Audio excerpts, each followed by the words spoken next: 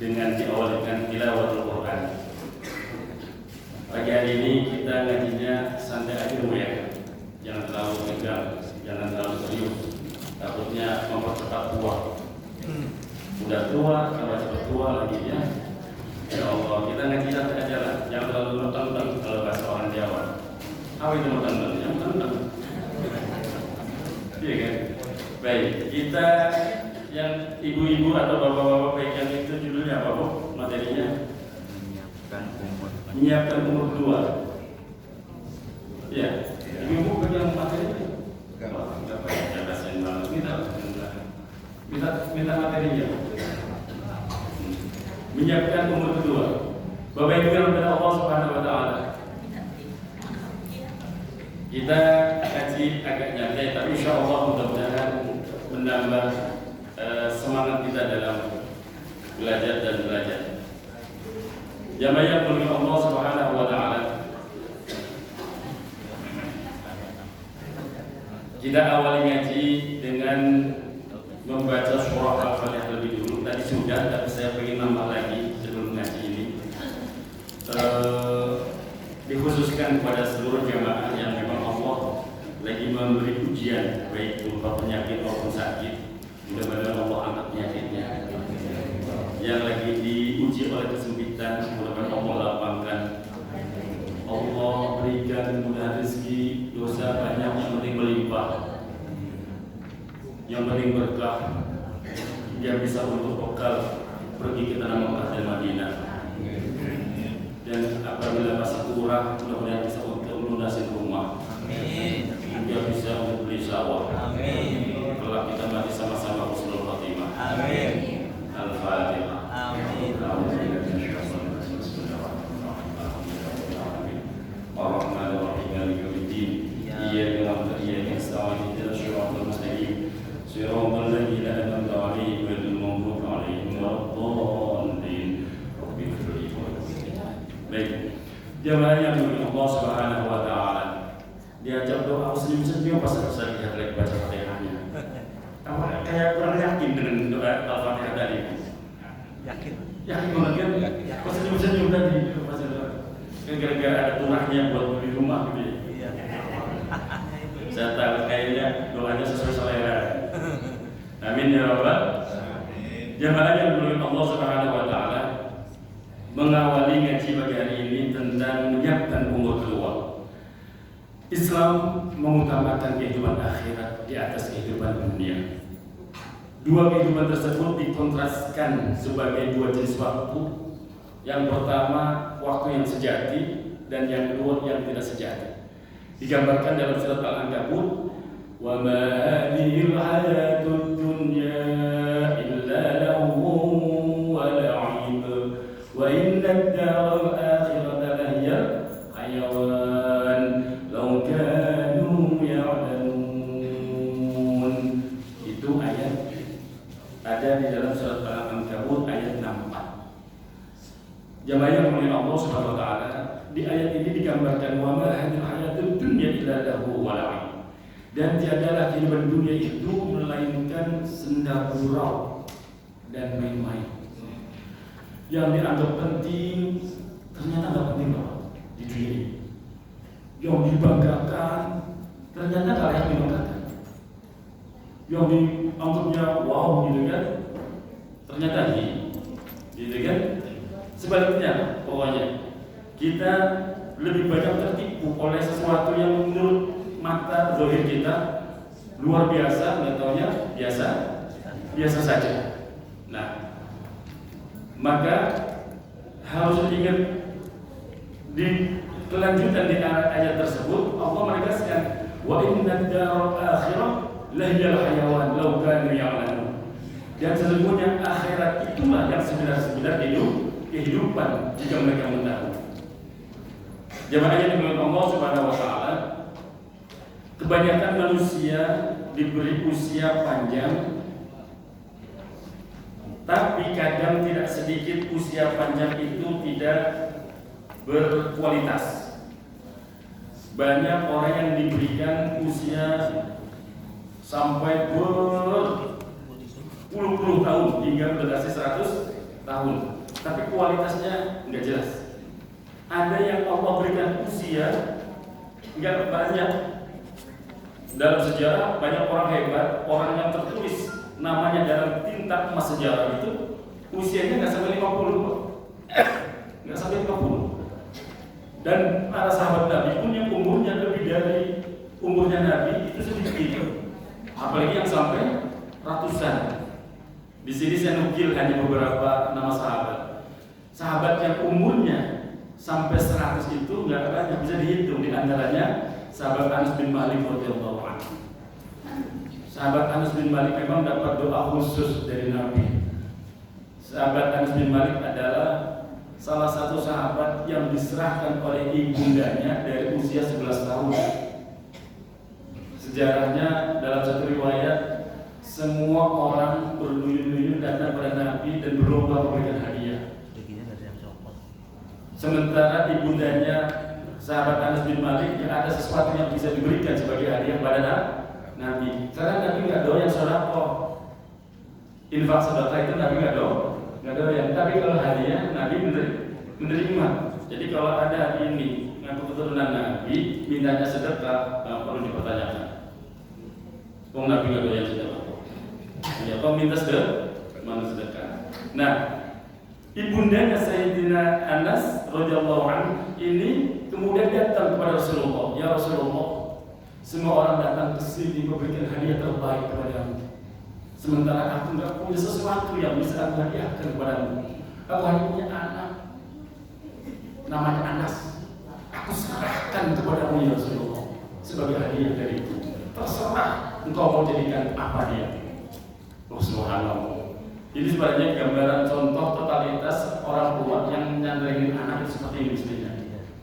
Datang kepada kiai, serahin totalitas kiai, titip anakku, dididiklah. Terserah dengan cara apa. Yang penting anakku jadi orang yang baik, jadi anak yang soleh, yang alul-alul. Oh gitu totalitas. Mau disentil kayak, mau dicepret kayak. Kadang dalam sejarah santri yang sering disentil sama kiainya malah cepat pintar ya. Oh iya, saya termasuk yang sering dapat sentilan kiai. Alhamdulillah. Oh iya serius, kok senyum-senyum. Orang sekarang maka dilaporin polisi. Jemaah oleh Allah Subhanahu wa taala. Maka Anas bin Malik itu dapat doa khusus dari Rasulullah Muhammad sallallahu alaihi wasallam. Umurnya banyak sampai 103 tahun dalam satu riwayat. Kemudian Asma bin Abu Bakar, ini adiknya Siti Aisyah. Asma bin Abu Bakar meninggal di usia 100 tahun. Nah, bahkan disebutkan di usia 100 tahun giginya masih utuh tanpa kurang apapun dan daya ingatnya pun masih luar biasa. Kemudian ada penyair Hasan bin Sabit radhiyallahu anhu. Beliau diberikan umur sampai 120 tahun. Setengah usianya pada masa jahiliyah, setengah usianya lagi di sisanya pada masa Islam. Nah, ada Salman Al-Farisi, tapi riwayat itu beda-beda menyebutkan usianya Salman Al-Farisi. Ada yang mengatakan hanya 88 tahun, tapi ada yang menyebutkan usia beliau sampai 250 tahun. Yang benar mana saya nggak pernah ketemu masanya. Tadi saya baca hanya beberapa sejarahnya. Bahkan ada yang mengatakan sahabat Salman wafat di usia 300 tahun. Nah ini yang disebut dari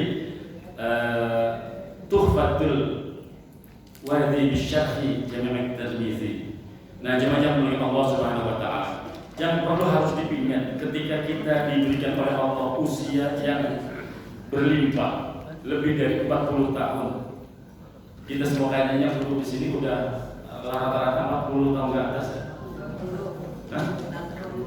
Makanya rata-rata 40 ke atas ya Allah. Jenengan berapa Ustaz? Mau 45 berarti 40 lah ya. Kecuali yang depan saya ini persis nih. Kayaknya masih di jenengan berapa? Masih 30. 30. Nah, kata guru saya begini waktu kami ngaji sepuh. Jadi kalau orang usianya sudah 45 ke atas atau 50 ke atas seperti itu, tinggal dua yang mesti harus dijaga. Satu, maksudnya usia sudah 40-50 ke atas itu tinggal dua yang harus diperhatikan. harus dua yang harus terus diperhatikan apa? Satu menjaga iman, dua belum mati. Loh iya Pak. Satu menjaga iman, dua belum mati. Agar bisa menjaga iman, agar kita nggak takut mati, harus punya dua lagi Pak. Biar kita bisa menjaga iman, satu ilmu, dua sanggup. Nah itu penting Pak. Setuju nggak? Setuju. Lah mau ibadah sampai lono, ya pusing.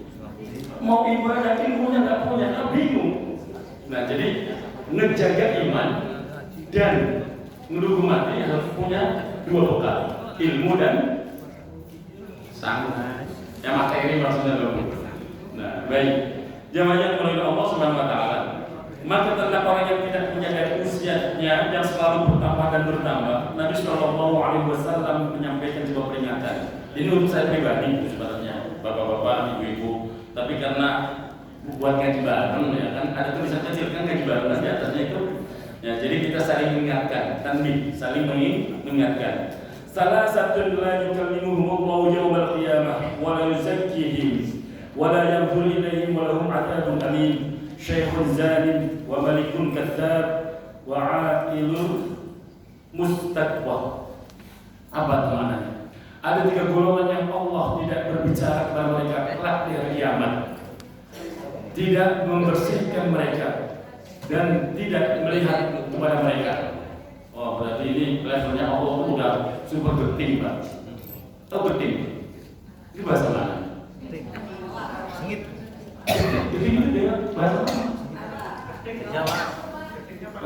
Kalau orang Jawa itu loh.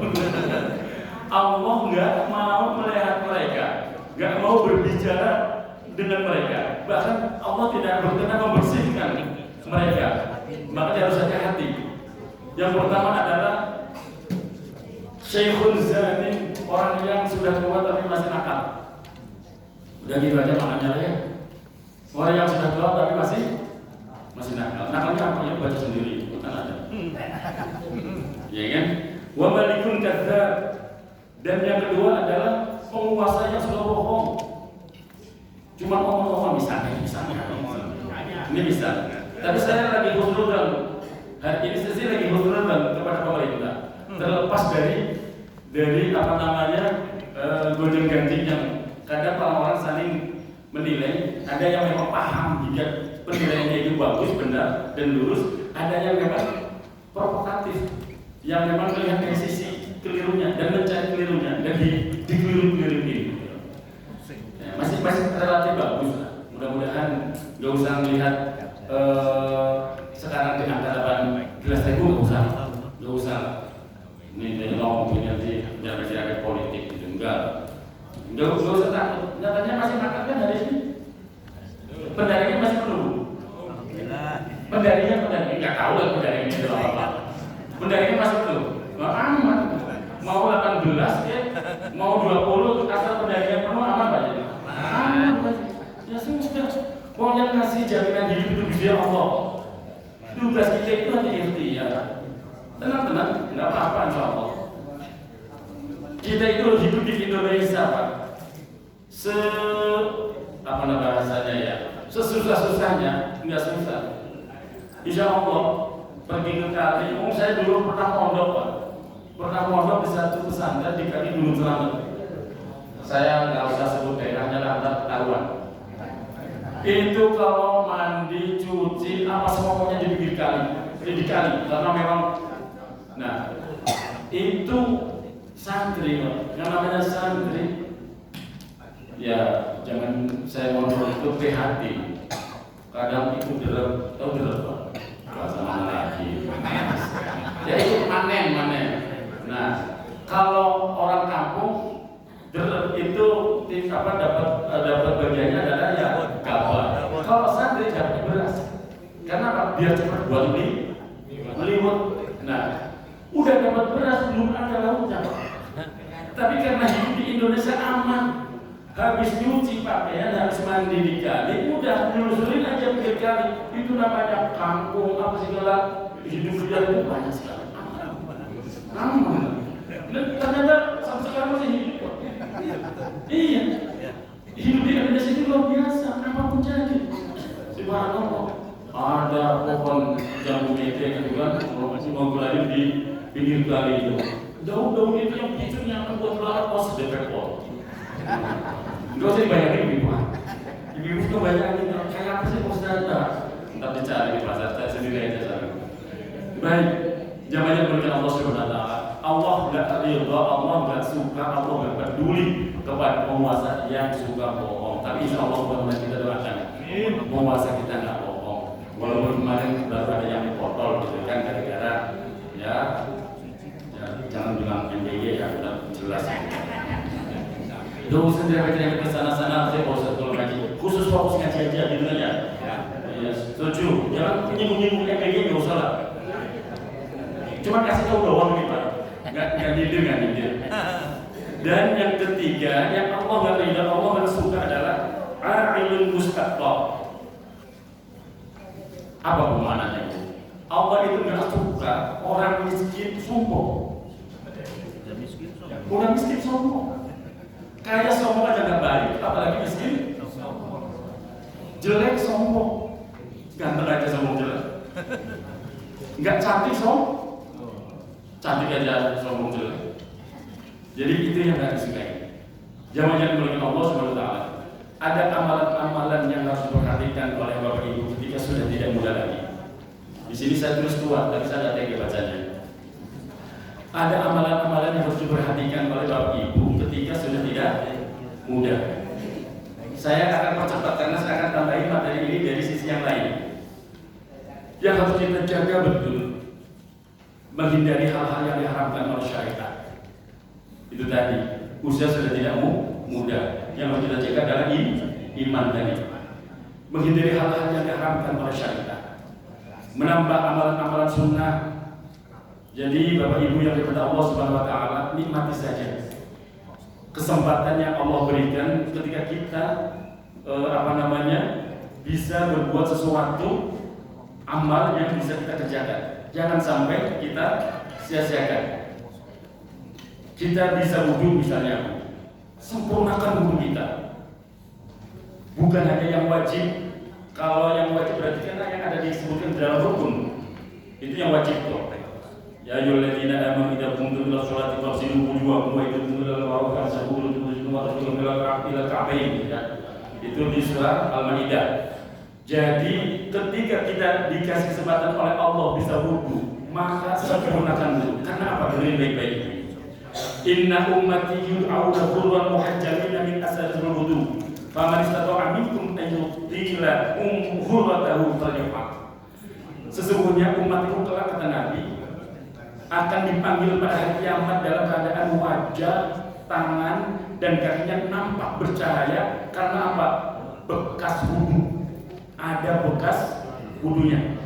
Maka barang siapa yang mampu memperpanjang cahaya tersebut hendaklah lakukannya. Artinya apa? Kalau wudu itu jangan kempes banget gitu loh. Ibu-ibu misalnya kan kadang maaf, saya sering nggak sengaja kadang jadi sengaja lihatin. Ibu-ibu kan kadang pakai bajunya mansetnya itu susah diangkat sampai siku ya.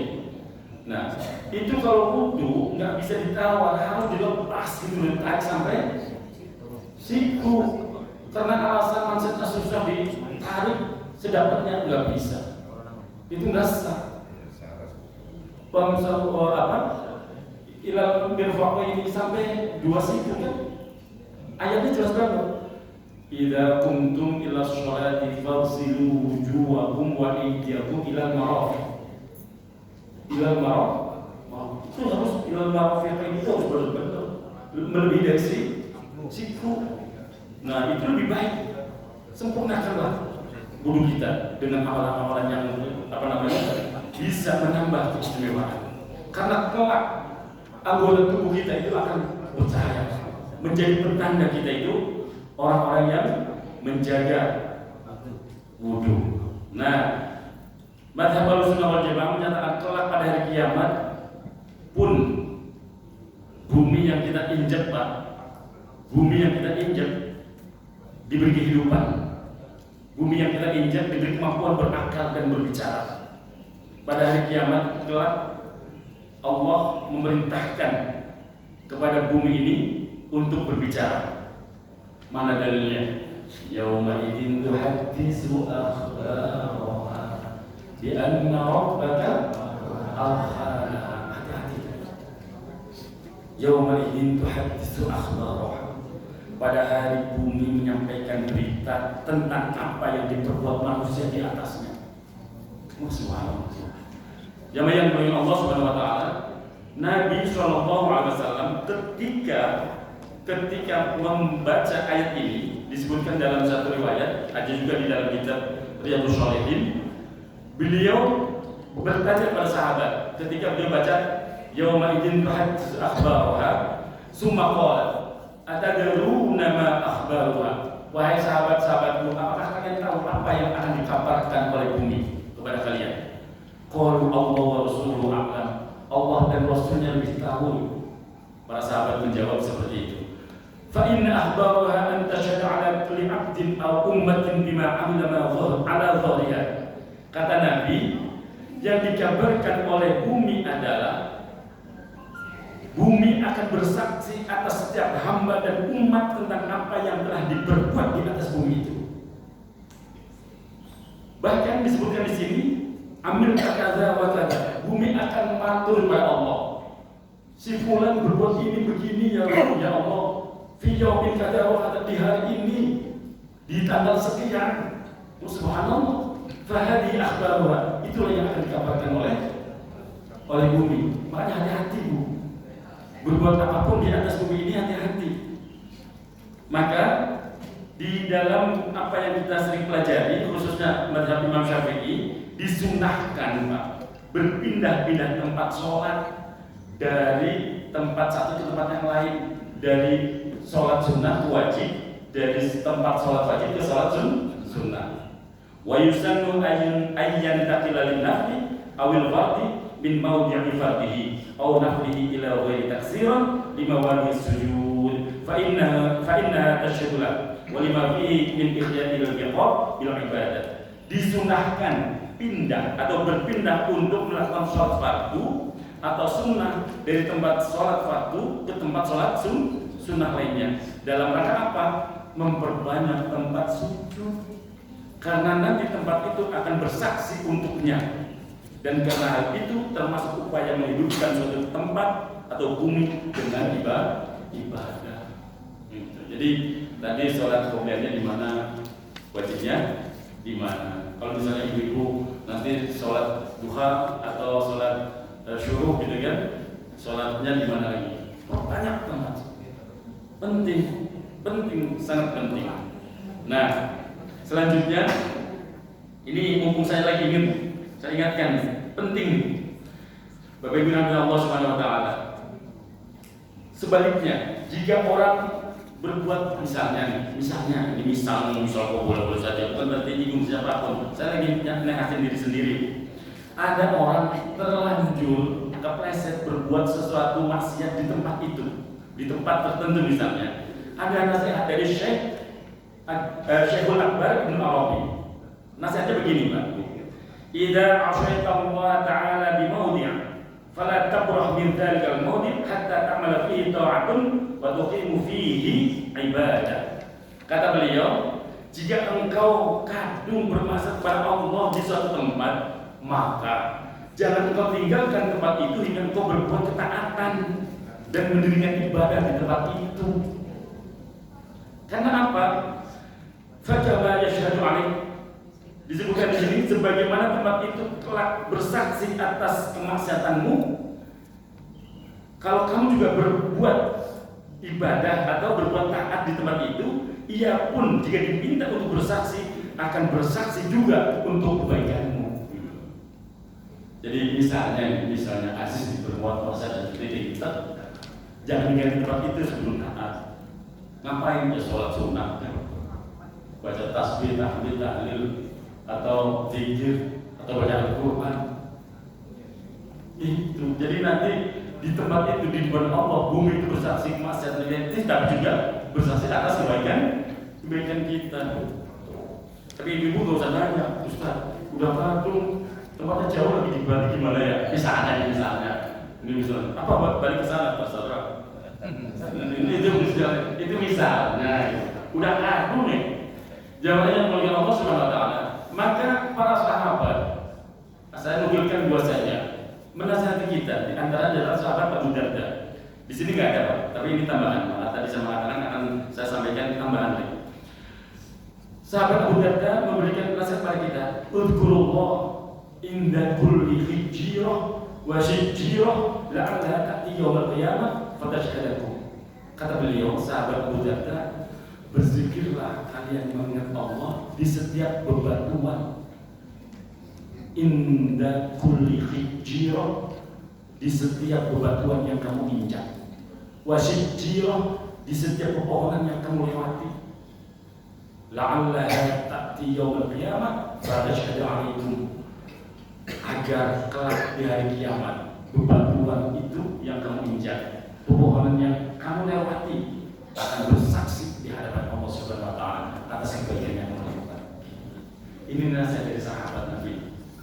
Nah, sahabat Abu Sa'id Al-Khudri, Abu Sa'id Al-Khudri, beliau juga mengatakan gini, "Inni araka tuhibbul ghanam wal badiyah fa idza kunta fi ghanamika wa badiyatika fa adzanta bis-shalah farfa' shawtaka bin nida fa innahu la yasma'u madha sawtil mu'adzin jinnun wala insun wala syai'un illa syahida lahu yaumil qiyamah." Menurut Abu Sa'id Al-Khudri, beliau mengatakan ini, jika engkau bersama dengan kambingmu atau di wilayah pelosokmu, kalau dikorelasikan zaman sekarang, Pak, ini kan zaman dulu. Jika engkau bersama kegiatanmu dalam urusan bisnis di datang ke satu daerah atau satu tempat di wilayah pelosok manapun, maka di sini disebutkan fa'adzin bis-shalah, kumandangkanlah adzan di tempat tersebut. Farfa' shawtaka bin nida, keraskan suara adzanmu itu. Karena apa? Fa innahu la yasma'u madha sawtil mu'adzin, tidaklah yang mendengar sejauh suara muadzin atau adzan itu dikumandangkan, baik jin, manusia atau segala sesuatu yang suara itu sampai, maka syahidalahu yaumil qiyamah, kelak akan menjadi saksi di hadapan Allah yang kiamat. Jadi kalau tahu suara adzan dari kumandangnya seorang muadzin itu, kelak pepohonan, batuan, apapun yang suara itu sejauh itu terdengar, kelak akan menjadi saksi. Saya yakin rebutan yang ada di Al-Hidayah. Betul Haji, kalau tahu pahalanya yang ada itu rebutan, kenapa? Nilai pahalanya luar biasa. Nah, terus kalau saya perempuan nggak boleh adzan gimana Pak Ustadz? Begitu ya? Terus begitu mama. Kan saya nggak boleh adzan Pak Ustadz, soalnya mama. Dengerin, kalau pengen dapat pahala yang sama dengan apa yang dikumandangkan oleh muadzin, setiap suara adzan itu dijawab, gitu loh. Allahu Akbar. Gitu, sama persis dapat pahalanya. Jangan diem banget. Belakangan diem banget. Gitu. Jadi jawabnya dengan Allah Subhanahu Wa Taala, bumi yang kita pijak akan berbicara ternyata. Dinding-dinding masjid di mana kita duduk, Pak. Nah, pernah kita bersimpuh di satu masjid, menangis karena takut pada Allah, membaca Al-Quran di dalamnya, kelak akan menjadi saksi di hadapan Allah Subhanahu Wa Taala. Dinding-dinding kantor di mana kita pernah beraktivitas, ya, kelak akan menjadi saksi. Apakah kita termasuk orang yang amanah atau sebaliknya? Nah, namun juga ketika bumi bersaksi atas kebaikan yang kita kerjakan, bumi juga akan bersaksi tentang kemaksiatan dan dosa yang dilakukan oleh manusia. Maka jangan neko-neko, itu maksudnya. Amin ya rabbal alamin. Makanya yang berikutnya, amalan ketika kita sudah tidak muda lagi, apa? Tadi kan menghindarkan hal-hal yang diharamkan dalam syariat, itu menambah amalan-amalan sunnah. Yang berikutnya Perbanyak baca tahmid, tahlil, tasbih dan istighfar. Makanya tadi ketika selesai sholat subuh minimal kita baca la ilaha illallah wahdahu la syarikalah lahul mulku wa lahul hamdu wa huwa ala kulli syai'in qadir. Tadi berapa kali? 10 kali ya? Apa istimewanya kalau kita baca 10 kali? Ibu-ibu jamaah yang mulia Allah Subhanahu wa taala disebutkan ketika kita baca asyra marratin 10 kali kana kaman a'taqa arba'ata anfusin min waladi Ismail. Kita itu dapat pahala seperti memerdekakan jiwa-jiwa dari anak keturunan Ismail. Subhanallah. Itu baru 10 kali. Bagaimana kalau ibu-ibu nyempetin dalam sehari semalam mi'ata marrah. Mi'ata marrah itu berapa kali? 100 kali. Jadi baca la ilaha illallah wahdahu la syarikalah lahul mulku wa lahul hamdu wa huwa ala kulli syai'in qadir. Sampai 100 kali hadiahnya. Keistimewaannya seperti apa? Dengerin baik-baik. Dia ditulis seakan memperoleh pahala membebaskan 10 hamba sahaya dan dituliskan untuknya 100 kebaikan dan dihapuskan darinya 100 kejelekan atau dosa. Subhanallah. La ilaha illallah wahdahu la syarikalah lahul mulku wa lahul hamdu wa huwa ala kulli syai'in qadir. Terus tadi disambung berarti kalau tadi 10 ya lumayan lah. Allahumma ajirni minan nar. Berapa kali? 7 kali. Ya Allah jauhkan kami, aku dari api neraka. Nah, apa istimewanya? Siapapun yang baca Allahumma ajirni minan nar 7 kali di waktu pagi, kok ditakdirkan siangnya meninggal, maka Allah jauhkan dari panasnya api neraka. Maghrib dibaca, malamnya Allah takdirkan meninggal, sama dijamin atau dijaga oleh Allah dari panasnya api neraka. Maka minta bagi kita itu maaf Bu, jangan usah membayangin neraka berat Bu. Berat. Jangan bayangin neraka karena terlalu berat. Jangan yang beri Allah Subhanahu wa taala. Wong kita kadang dikasih sesuatu yang agak berat saja pikiran, itu kadang ngeblank. Saya nggak lagi punya beban pikiran yang berat-berat Bu, tapi dalam sepersekian detik Allah ngasih ujian itu unik. Berangkat dari pesantren kan tadi jam 4 persis, perasaan santai lah. Subhanallah Pak, sampai di sini Pak, sampai di parkiran. Di parkiran ini tengah-tengah ada tiang listrik kan Bu? Bisa kelihatan oleh mata saya Pak. Nampak mobil saya pecah tuh apa-apa lampu depan. Sampai ya Allah, bukan masalah pecah mobil dan lampunya. Ya Allah, iya ya. Allah itu kalau mau ngasih satu ujian atau peringatan atau apapun bentuknya, nggak usah pakai seperti detik, nggak usah pakai. Iya segede itu ternyata kan aneh. Emang kasih berputar kali ke sini? Iya kan? Udah kalau dihitung becak itu kena bekas kakinya aja itu. Kok bisa nggak kelihatan dong setiap hari ke sini? Ya Allah ya Allah, iya.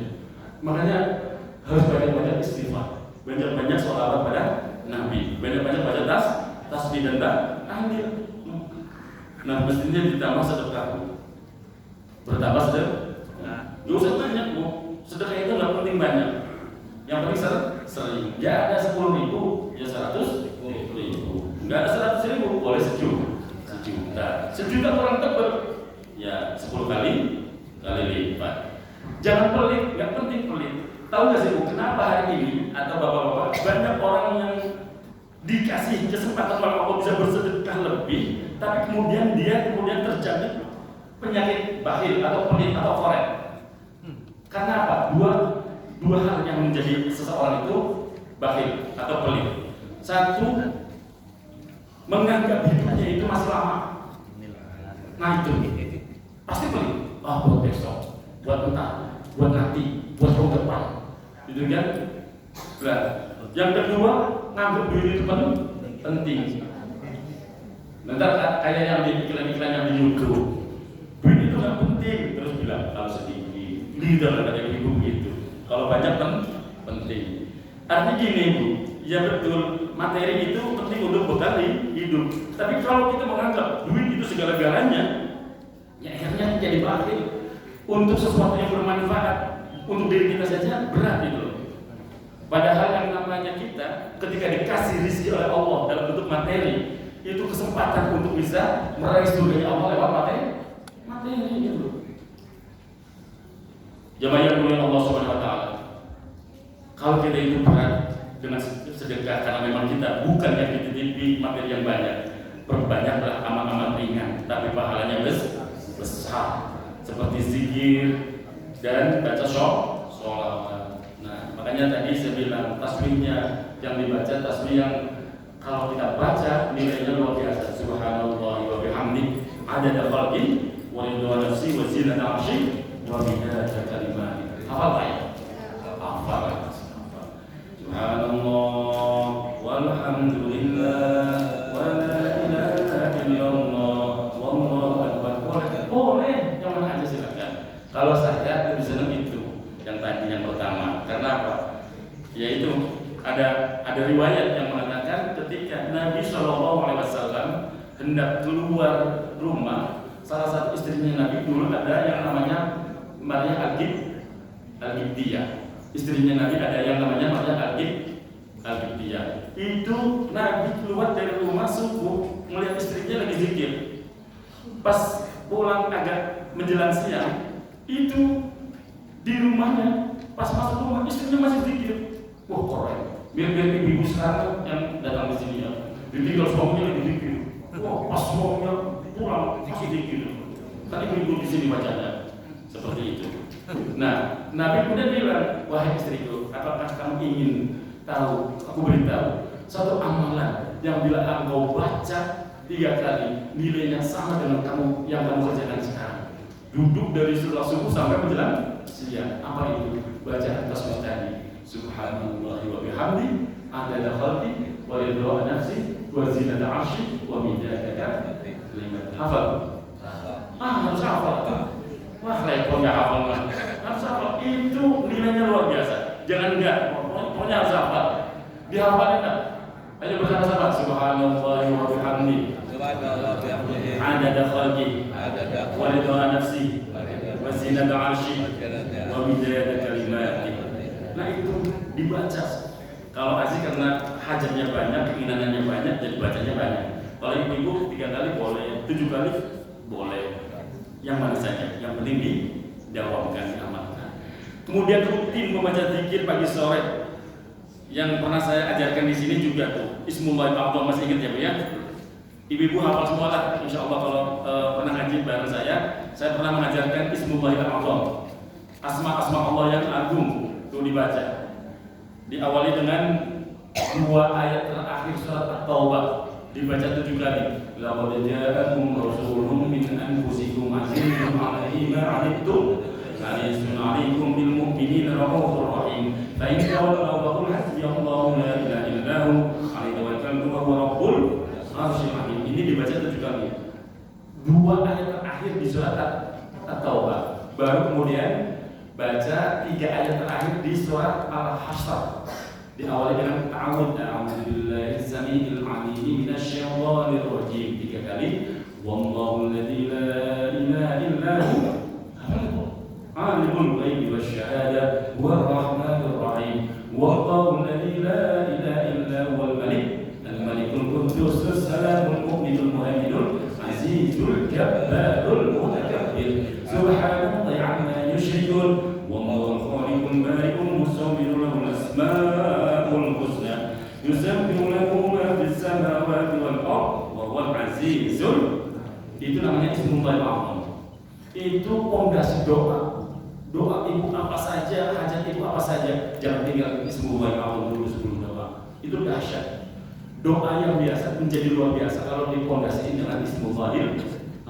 Itu tadi dua ayat terakhir di surat At-Taubah dan 3 ayat terakhir di surat Al-Hasr. Dicari sendiri Bu kalau yang belum hafal. Tapi saya harus nonton. Bapak Ibu di sini mau hafal semua.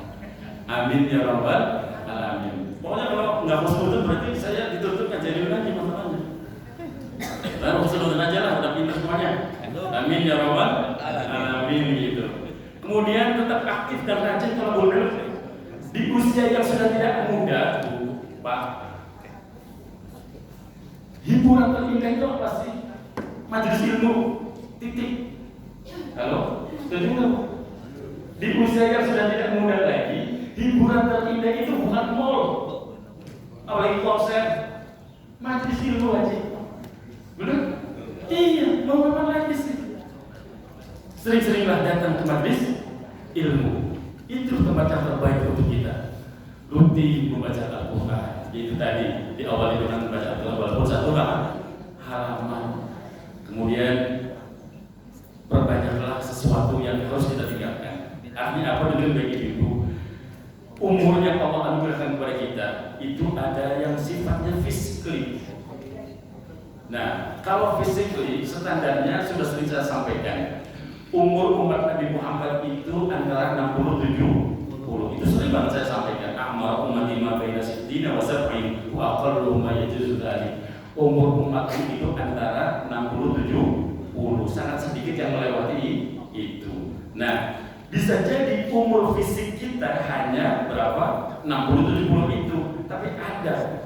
Kita harus membangun umur kedua, Pak. Ini yang ingin saya sampaikan tadi. Umur kedua itu apa sih? Karya, asar, bekas tinggalannya kita.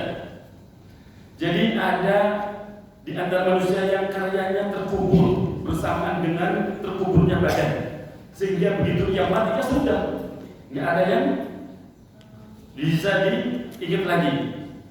Sudah tidak ada lagi bekas amal yang masih bertahan di permukaan bumi ini. Sebaliknya ada manusia yang usia karyanya jauh lebih panjang dibanding usia fisiknya, sekalipun dia sudah meninggal ratusan tahun di masa silam, namun karyanya tetap segar, terlihat jelas di permukaan. Nah, ini sesuai dengan apa yang didahulukan oleh Allah di dalam Al-Quran ayat ke-12 surah Yasin. Inna nahnu nuhyil mauta wa naktubu ma qaddamu wa asarahum. Tinggalkan bekas-bekas yang baik. Nah, Al-Habib Ibnu Katsir menyebutkan di 2 tafsir ulama tentang makna kalimat bekas-bekas yang mereka tinggalkan asal ini. Yang pertama, jejak kaki mereka ketika melangkah menuju ketaatan atau maksiat. Ini merupakan pendapat Mujahid Al-Qatadah sebagaimana yang diriwayatkan oleh Ibnu Abi Nabi. Jadi langkahnya Bapak Ibu tadi dari rumah menuju masjid, mau sholatnya di Al-Hidayah atau pas ngajinya saja, ketahuilah setiap langkah itu dicatat sebagai asar, bekas, dan bekas bapak kita itu akan jadi saksi. Tadi sudah disampaikan di awal. Yang kedua, pengaruh amal dan amal yang kita kerjakan. Jadi asar yang kita kerjakan itu yang bentuknya bukan fisik. Nah, ini penting Bapak Ibu Allah Subhanahu wa taala. Misalnya dulu di Masjid Al-Hidayah nggak ada kajian Sabtu Ahad, kemudian jadi ada. Maka siapapun yang menginisiasi adanya kajian-kajian subuh, walaupun ini bid'ah loh Pak. Kajian subuh itu bid'ah. Mau Sabtunya mau Ahad, emang zaman Nabi ada. Jadi kalau pakai kaidah di zaman Nabi nggak ada bid'ah, kita berlaku bid'ah. Setuju? Itu bid'ah, itu bid'ah. Nah, kadang-kadang ada orang begitu, pokoknya yang di zaman Nabi nggak ada, nggak boleh. Kajian subuh ada nggak? Nggak ada. Terus kita berarti melakukan apa ini? Kalau pakainya cara berpikir gitu, tapi lo kita kan taklim, nah itu boleh. Jadi yang dilihat itu adalah esensinya. Kita duduk di sini, ba'da salat subuh itu ngaji, taklim. Nah, Tuhan suruh ini hari itu jadi wajib. Gitu Pak. Jadi jangan melihat pokoknya zaman Nabi nggak ada. Isinya 40. Betul zaman Nabi itu nggak ada hal-hal yang seperti sekarang ada. mentah-mentah. Jamaah yang dimuliakan Allah Subhanahu wa taala. Kadang saya itu iri dan ya hanya bisa kagum terhadap orang-orang yang Allah anugerahkan keistimewaan. Seperti kitab yang saya nukilkan dalam kajian pagi hari ini, kitab Riyadhus Shalihin. Kitab Riyadhus Shalihin itu disusun oleh Imam Abu Zakaria Yahya bin Syaraf bin Murri An-Nawawi. Nah, An-Nawawi ini bukan Banten ini. Abu Zakaria Yahya bin Syaraf bin Murri An-Nawawi itu, Nawa itu satu daerah, asal satu perkampungan di Damaskus. Damaskus itu berarti daerah Syria. Nah, beliau itu ketika nulis kitab Riyadhus Shalihin, beliau hidup di tahun 676 Hijriah. 676 Hijriah. Sekarang udah 1447 Hijriah. Udah berapa abad? Udah berapa abad? 8 atau 7 ya? 8, kurang lebih 8 abad. Tapi sampai hari ini kitabnya masih dikaji di seluruh masjid. Subhanallah. Pada usia beliau hanya berapa? 45 tahun. Subhanallah, luar biasa. Karya beliau itu sampai hari ini. Dan semua orang yang ngaji kitab Riyadhus Shalihin dan mengambil manfaat dari kitab itu karena isinya tentang hadis-hadis Nabi semuanya. Oh, subhanallah. Maka sudah banyak nilai pahala yang mengalir untuk beliau. Nah, kalau Imam Nawawi Banten itu nama aslinya adalah Syekh Muhammad Nawawi bin Umar Al-Jawi Al-Bantani. Kitabnya yang terkenal adalah Tasifatus Saja dan kita tafsir Marah Lagi dan masih banyak lagi, banyak sekali. Nah, di antara yang bikin kita kagum adalah Imam Al-Ghazali. Imam Al-Ghazali itu usianya sama dengan Imam Asy-Syafi'i. Berapa? Hanya 54 tahun, Pak. Imam Asy-Syafi'i radhiyallahu anhu di usia 54, lahir tahun 150 Hijriah, meninggal 204. 54 persis. Tapi produktif luar biasa. Kitab yang sangat terkenal ada Al-Risalah, ada Al-Um, ada Al-Musnad Imam Syafi'i, Ikhlaful Hadis dan banyak lagi. Subhanallah. Imam Al-Ghazali usia 54, karyanya saya tulis, saya lihat sampai 51 karya. Satu karyanya kadang berjilid-jilid, kebayang. Usia 54 tapi karyanya sampai 51. Jadi kalau dihitung luar biasa sekali. Itulah yang disebut dengan usia keduanya beliau-beliau. Terus kita apa yang bisa kita lakukan ketika kita kepingin meninggalkan sesuatu yang baik, yang setelah kita mati kelak tetap mengalirkan kebaikan ila yaumil kiamat. Punya ilmu enggak? Punya harta enggak juga. Ini misalnya. Tapi saya seluruh di sini orangnya pintar semuanya, alim semuanya. Mau senuntun semua boleh. Dan kebayang ngaji setiap Sabtu Ahad sepanjang tahun. Berapa narasumber yang dihadirkan di sini, berapa kitab yang dikaji. Ini kalau ibu-ibu, bapak-bapak semuanya benar-benar dicerna, apalagi mau sampai diamalkan. Saya pernah bilang di sini, sudah jadi wali semua. Oh iya serius. Lah kebayang Sabtu Minggu ngaji. Berapa banyak pematerinya di sini? Lebih dari 12 sampai 4 jam di depan itu wajahnya itu. Nah, berapa kitab yang dinukil disampaikan oleh para narasumber itu? Kemudian kita mencerna, kalau bukan hanya diterima tapi diamalin, subhanallah. Kita itu udah luar biasa semuanya.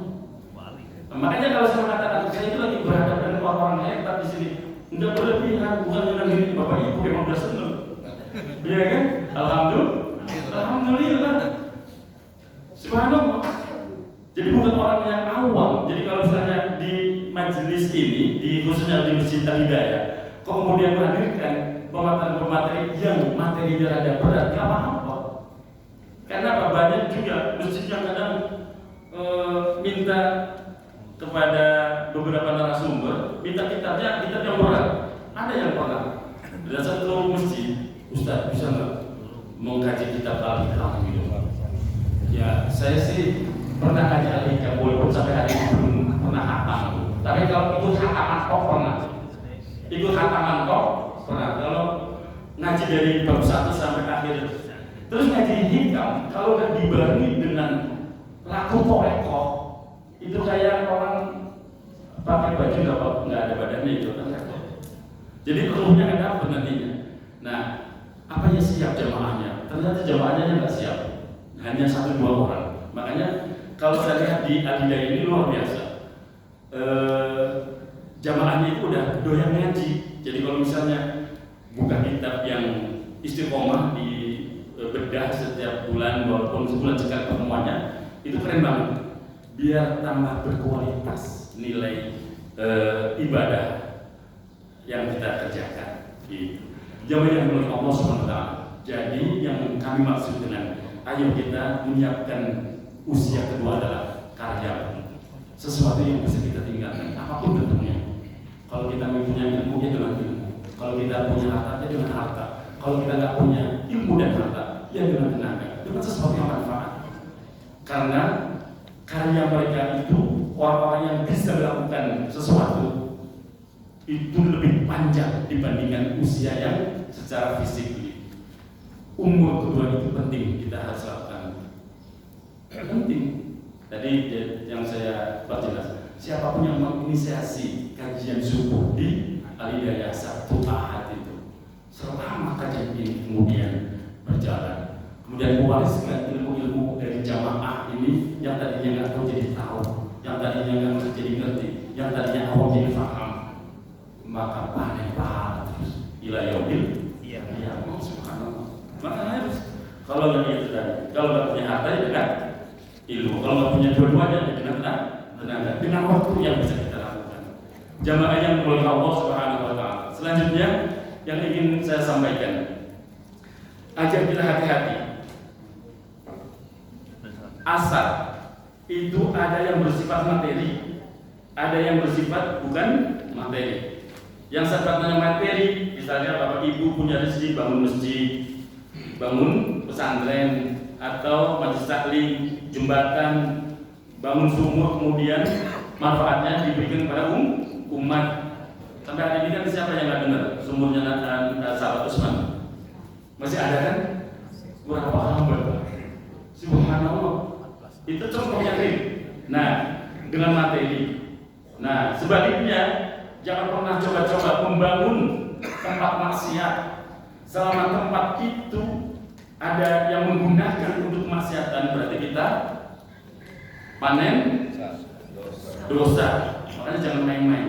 Nah, kan bukan materi, yang bukan materi, asal yang bukan materi itu ilmu.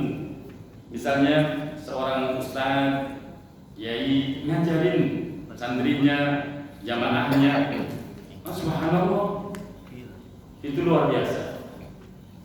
Yang lebih penting ingin saya sampaikan di kesempatan yang singkat ini, Bapak Ibu dan Allah Subhanahu Wa Taala. Tadi saya menyampaikan asar anggota wudhu. Ada asar yang tidak kalah penting yang harus kita bangun. Asar apa? Anggota sujud kita.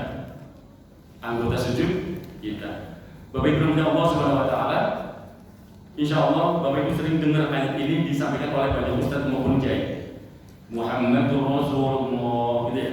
Walladzina ma'ahu asyiddaa'u 'alal kuffari ruhamaa'u bainahum tarahum ruk'an sujada yabtaghuna fadlan minallahi wa ridwana simahum fi wujuhihim min atharis sujud. Jamaah yang dimuliakan Allah Subhanahu Wa Taala, yang ingin saya ingatkan pada diri saya dan untuk semuanya adalah sebagian ahli tafsir, bukan sebagian, ada ulama yang memaknai asar sujud di sini itu jidat hitam. Ada ulama, maksudnya bukan semua, ada ulama yang memaknai asar sujud itu jidat hitam. Jadi kalau Aziz belum ada hitam-hitamnya, berarti belum ada asahnya. Nah, menurut yang itu, sebagian ulama lagi menafsirkan bahwa asar sujud adalah kelak di akhirat ada nur, cahaya yang menjadi sebuah tanda bahwa seorang itu pernah sujud. Sebagian ulama lagi menafsirkan makna dari asar sujud adalah efek dari sujud itu tidak lagi berbuat maksiat. Jadi asal sujud itu artinya setelah sujud terbukti tidak maksiat lagi. Itu berarti sujud membekas. Kan banyak orang yang sujud tapi MJ, sholat terus maksiat Jalan. Itu kan ada yang gitu. Ini di sini nggak ada. Di sini mah udah taubat dan nasuha. Amin ya rabbal alamin. Kenapa kita harus hati-hati Bapak Ibu dan Allah Subhanahu wa taala? Apa sih istimewaannya sujud dan anggota sujud? Jamaah yang dimuliakan Allah, di dalam satu riwayat diceritakan idza aradallahu rahmatan man arada min ahli nar. Jika Allah menghendaki kasih sayang untuk penduduk neraka, maka Allah Subhanahu wa taala memerintahkan penduduk neraka agar dikeluarkan orang-orang yang menyembah Allah. Jadi kalau melihat tafsir dari hadis ini indah sekali. Allah betapa indahnya kasih sayangnya. Allah masih memberikan kasih sayang terhadap penghuni neraka. Padahal orang-orang yang dicemplung di neraka itu pasti ahli maksiat, ya penjahat, ya penjudi, ya koruptor. Kalau saya sebut koruptor, kenapa jadi melihat saya sih, Bu? Segala macam maksiat lah pernah mereka perbuat. Dan ternyata Allah masih peduli, masih kasihan pada mereka. Nah, Allah memerintahkan kepada malaikat Jibril alaihissalam dalam satu riwayat di sini untuk mengeluarkan mereka.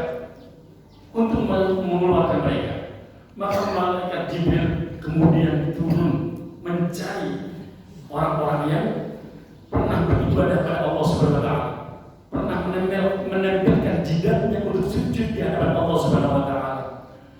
Disebutkan di sini malaikat Jibril kemudian turun. Ketika malaikat Jibril mencari orang-orang itu, ternyata sudah terbenam di antara bebatuan keraknya neraka. Tapi karena mereka orang beriman, hanya saja dulu waktu dirinya sering masih maksiat, walaupun di neraka masih memanggil nama Allah. Apa yang disebutkan oleh penghuni neraka itu? Ya Hanan, ya Manan, ya Hanan, ya Manan. Saya itu kalau baca ini pengen nangis banget. Kenapa ya? Oh, kayak saya banget gitu. Bapak Masya Allah lebih baik dari bahasa saya. Ya Hanan, ya Manan, ya Hanan, ya Manan. Apa artinya? Ya Hanan, ya Manan itu artinya wahai zat yang berkasih sayang. Ya Hanan, ya Manan, wahai zat yang seluruh makhluk berhutang budi kepadanya. Itu artinya daripada ya Hanan, ya Manan. Malaikat Jibril kemudian menemukan mereka. Entah sudah berapa lama mereka di dalam neraka. Ada yang disebutkan di sini berapa ribu tahun. Makanya hitungan tahun di neraka di akhirat bukan di dunia. Dan udah berapa ribu kali kulitnya diganti dengan kulit yang baru dan hangus lagi, baru lagi, hangus lagi terus. Subhanallah. Maka kemudian malaikat Jibril mengenali mereka yang sudah di antara kerak-keraknya bebatuan neraka itu. Dari mana? Min asar sujud, dari bekas-bekas anggota sujudnya. Jamaah yang dimuliakan Allah Subhanahu wa taala. Kalau sujud berapa anggota yang kata dulu? Nabi bersabda, "Umirtu an asjuda ala sab'ati a'dhumin, ala al-jabhah wa asyara wa asara bi yadihi ala anfi, wa yadayhi wa rukbatayhi wa atrafil qadamaini." Aku diperintahkan oleh Allah sujud dengan 7 anggota. Yang pertama ala jabhah, jidat. Apa? Ini apa jidat kan? Ya. Wa asyara wa bi yadihi ala anfi. Nabi mengisyaratkan menunjuk hidungnya ditempelin kalau sujud. Jadi antara jidat dan hidung itu nempel gitu. Wal yadaini, dan 2 tangan. Kalau sujud itu tepat, Pak. Ini jangan begini, sujud begini. Ada masalahnya orang sujud begini, Pak. Tahu jijik sama apa gitu. Hati-hati nanti nggak sempurna sujudnya. Nah, kemudian waktu bate ini dua lutut, watrofil qadamaini, dan dalamnya 2 telapak kaki dan jari-jari kaki seperti itu. Jadi jangan sombong kakinya, ditekuk. Nah, itu yang dikenali oleh malaikat Jibril telah di neraka. Tapi kita insya Allah nggak sampai sana. Amin ya rabbal alamin. Nah, kemudian diangkat orang-orang penghuni neraka itu dengan ciri yang ada dari bekas anggota sujudnya, dimandikan dengan air kehidupan, kemudian dihadapkan di hadapan Allah Subhanahu wa taala. Allah kemudian berfirman, "Wahai hambaku, kau sudah terpendam dalam neraka yang terdalam dan kau menjerit kepadaku, ya Hanan, ya Manan, selama beribu-ribu tahun di dalam dasar neraka. Wahai hamba-hambaku, lihatlah keindahan Zat-Ku." Allah izinkan pemerintah melihat dan Allah Subhanahu wa taala. Kemudian maka sikaplah cahaya keindahan Allah. Hamba-hamba tadi yang baru diangkat dari neraka melihat indahnya wajah Allah Subhanahu wa taala. Nah, kemudian ditanya, "Wahai hambaku, berapa lama engkau tinggal di neraka?" Setelah melihat keindahan Allah, Allah bertanya, "Wahai hamba-hambaku, berapa lama kamu tinggal di neraka?" Dijawab oleh hamba-hamba Allah yang tadi diangkat dari neraka, "Wahai Rabb, aku tidak pernah masuk neraka." Sudah tak ingat? Saking indahnya lihat Zat Allah. Subhanallah. Menjadi lupa karena melihat keindahan Zat Allah Subhanahu wa taala. Selama 1000 atau 10.000 tahun di dalam jurang api neraka, ia pun lupa dalam sekejap karena melihat keindahan Allah Ta'ala.